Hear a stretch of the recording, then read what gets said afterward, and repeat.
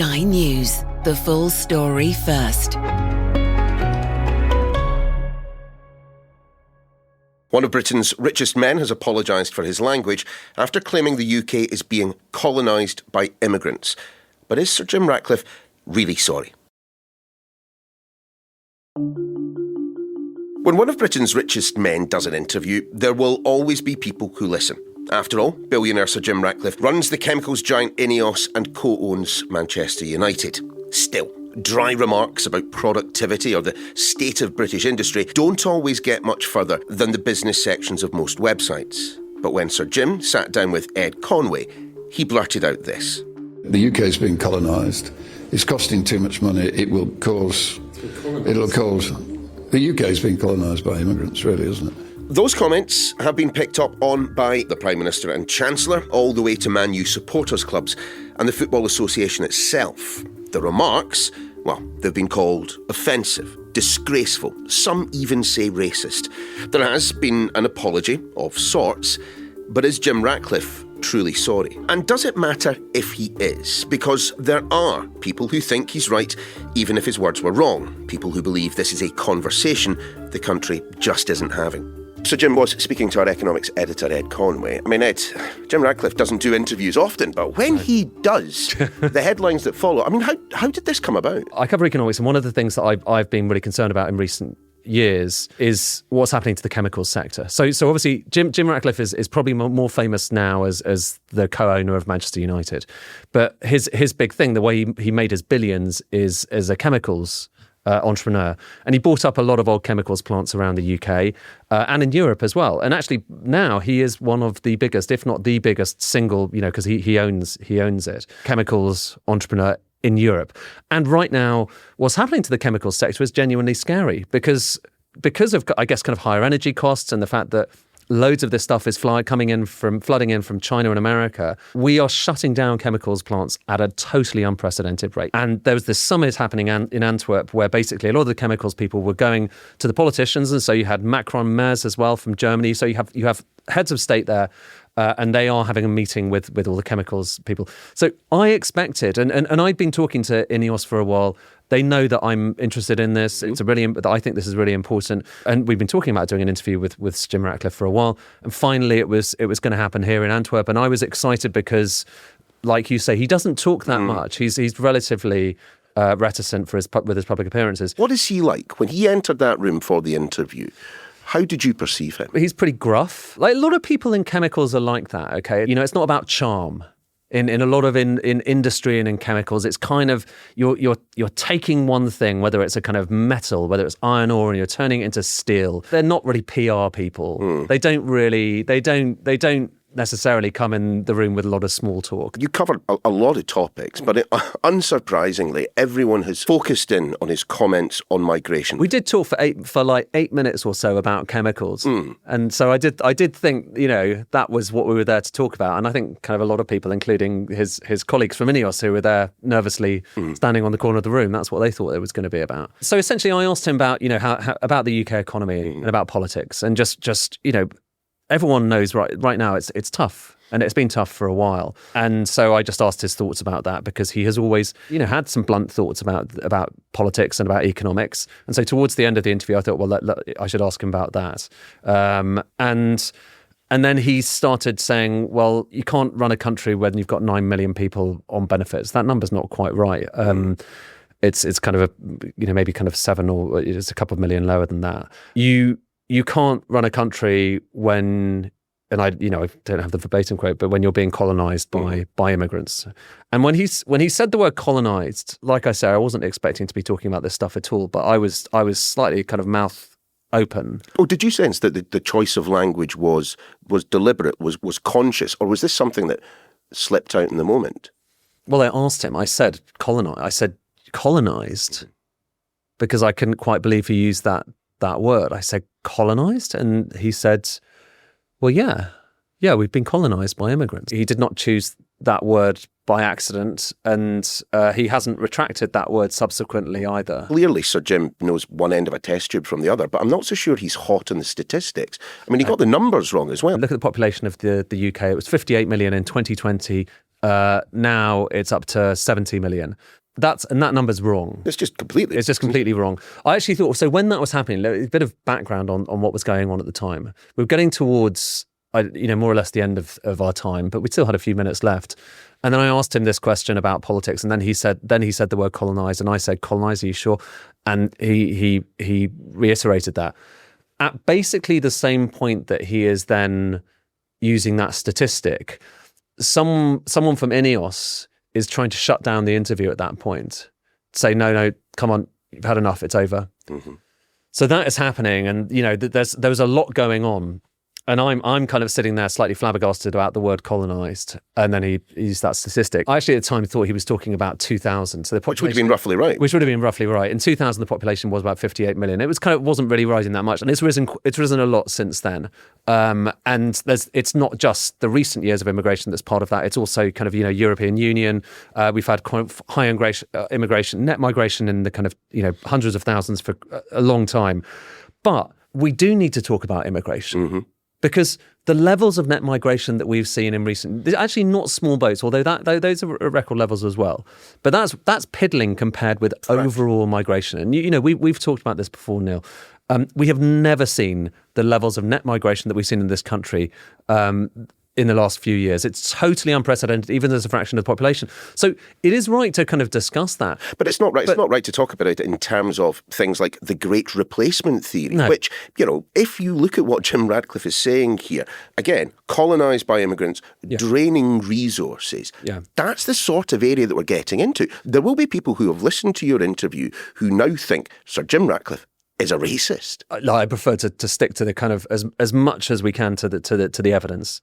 So draining resources, I mean, there's a lot of evidence, and it is slightly contested, and it's tricky to measure this stuff.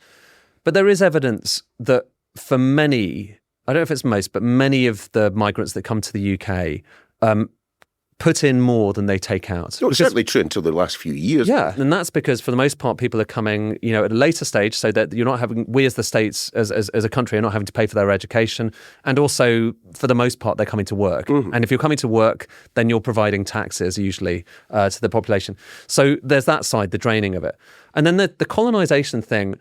Again, to me, it's a shocking use of words, but it's also, even leaving aside the fact that he got the numbers wrong on the number of the population in 2020, the colonisation point is also, I think, just straightforwardly, to believe that, you'd have to believe that these are people are coming to this country and kind of permanently taking over, trying to create some political foothold. But if you look at what's happening with migration right now, so I mentioned a moment ago, net migration was at record levels in recent years. It's a massive story, and frankly, we do need to be talking about that, and it's under discussed. And I think that there's a problem. People are nervous to talk about migration. But if you just stick to numbers, it was massively high back in a few years ago, post Brexit. Now we're almost certainly in the coming years going to see net emigration. Mm-hmm. So you're going to see the number of people leaving the country outweighing the number of people coming in. And that's going to be the first time that's the case for a long, long time. And what does that suggest? It suggests that these people were not colonising the UK. They were coming in, they're working here or being students for a few years, and now they're going away. And if you look at the numbers, that the claim is pretty kind of far-fetched. But philosophically, don't you think that this is a curious intervention from someone whose entire career has been reliant on open markets, global labour, free movement of capital? Yeah, it's okay if you're rich. Yeah, look at Manchester United. I mean, he's based in Monaco. Yeah. That's the other thing. I mean, he's a tax exile in Monaco. I mean, he's shouting his advice from the departure gate, the other side of it. And so there is that.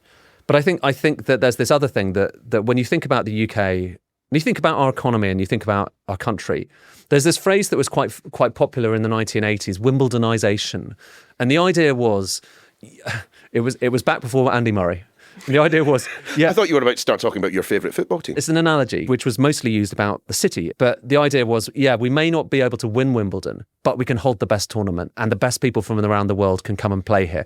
And the reason people use this word, Wimbledonisation, is in the city of London, the whole point of that was, we're going to have the world's best centre for finance. And it's going to make everyone else wealthy because these people, coming in, earning lots of money, admittedly, will be taxed more and they'll hopefully the money will trickle down. That's the theory. Let's not go into the full kind of what actually happened. Thank you. But nonetheless, the idea was, let's have the best people from around the world here.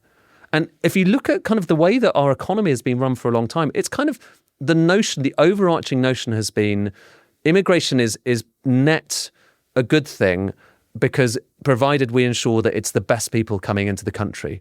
So I think there's an interesting conversation about the extent to which the type of people coming in and whether they are kind of high-skilled workers or low-skilled workers has actually continued to be the case. Well, is his argument then that but look there at are good Manchester migrants United. and bad migrants? But Neil, look at Manchester United. I mean, I talked about Wimbledon.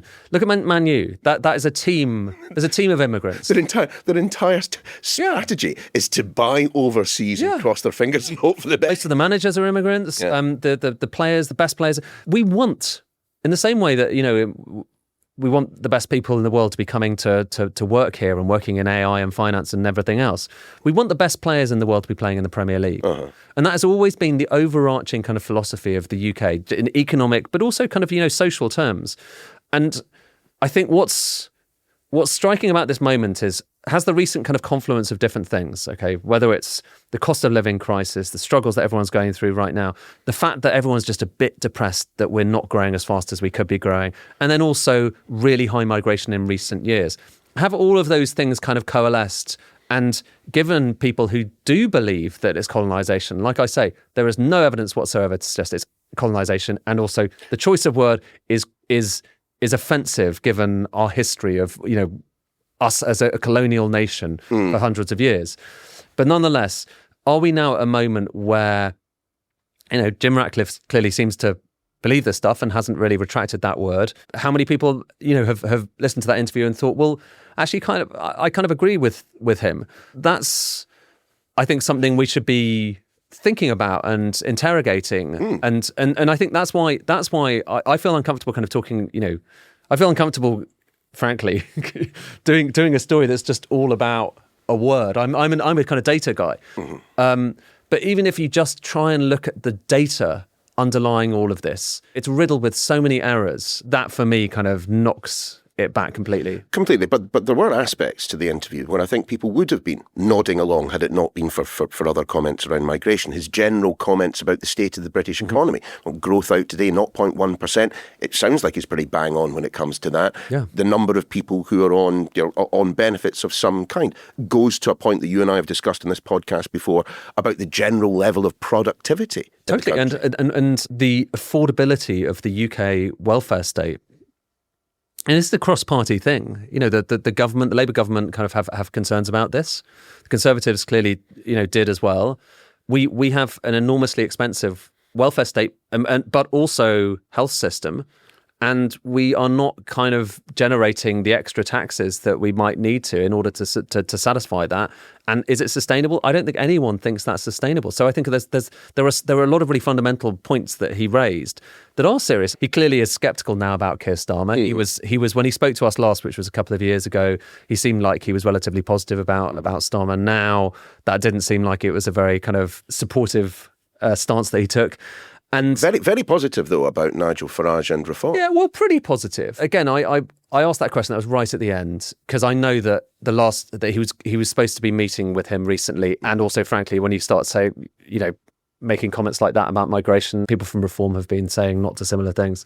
So I asked him the question. He said he met with him, and he thinks he's an intelligent man. But then, by the same token, he said he thought that Keir Starmer was a good, intelligent man, and he hasn't been able to sort it out either. And Jim Ratcliffe is a divisive character. He's a tough guy. You get that impression when you meet him. He's tough. I think maybe you'd have to be a tough guy to be a kind of billionaire within chemicals, which is a really tough industry. And one of the things he said is, running Manchester United, we've taken some really difficult decisions, and I am really unpopular. Sacking the tea ladies. That kind of thing. Yeah, really tough decisions. Yeah, exactly. Well, he says... it's kind of one of the only moments he smiled. I said, so you're unpopular. Do you feel unpopular? It's like, yeah, I'm unpopular. And his position is that there needs to be someone doing that for UK government and for the UK, for the country as a whole. And that Keir Starmer's clearly not delivering on that.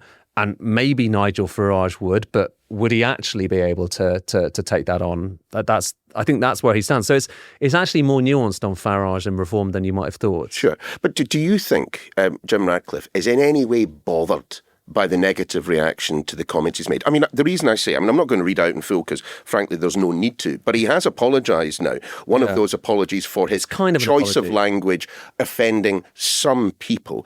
I mean, I thought No One Likes Us, We Don't Care was Millwall's song, not Manchester United's. I think as anyone who has had, that's an argument with a friend or a spouse and it's ended with them saying, I'm sorry if you're upset. That's kind of what we've just got here, isn't it? I'm sorry if you're offended. And so I, clearly... Well, he's not apologised for any of the specific wording. None of the words, none of the, the numbers. Clearly he believes this stuff. The numbers actually, to some extent, are neither here nor there. He believes this. That is his feelings right now. I have spoken to people at Ineos to ask if he wanted to go further than that, but that, I think, is as far as he's going to go. He's not going to do any more interviews, I think. For a while, anyway. Yesterday, we've asked. Why should anyone, other than Manchester United fans, pay any attention to what Sir Jim Ratcliffe has to say about the state of the economy, the state of the welfare state? I mean, he supported Brexit, saw how it went, left the country, and is now lecturing us on how to run this country, from the position of being a tax exile, from his mansion in Monaco. He's one of the most successful business people in this country. That's why. Well, and not quite in this country, sort of, occasionally in this country. From this country. And if you go to Ineos plants, there's some good question marks about whether they have invested enough and whether they are run in the same way. Think about Manchester United and firing the tea ladies and stuff. That's kind of the way that he runs his business as well. It is as tight as it could be. But there are lots of people that say that were it not for him, a lot of this stuff just would have gone a long time ago. So there's thousands of people who potentially still have their jobs because of this man. And there's value being created in the UK because of the businesses that he runs. And so he is a relevant part of our business community. But you've got to ask the question, if he wasn't the Man U co-owner and boss, would there be quite so much interest in what he's got to say? I don't know. You tell me. But what I'm certainly struck by, I went out to Antwerp to talk to him, expecting, frankly, Niall, to do an interview that I'd struggle to get on TV because it would be about chemicals, where I've been saying to everyone for ages, chemicals is really important, and everyone's been like, oh, okay, right, we'll get it. We do get it on Sky. I was expecting to have one of those days, and instead, to everyone's surprise, including I think the other people from Ineos in the room, it was basically all about a choice of words, which is inflammatory and shocking, and it's still hard to kind of get your head around. Certainly is. Ed, thanks very much. Thank you. For much more on this story, including Ed's analysis and the full interview with Sir Jim Ratcliffe, just head over to the website skynews.com. The Daily is back again tomorrow.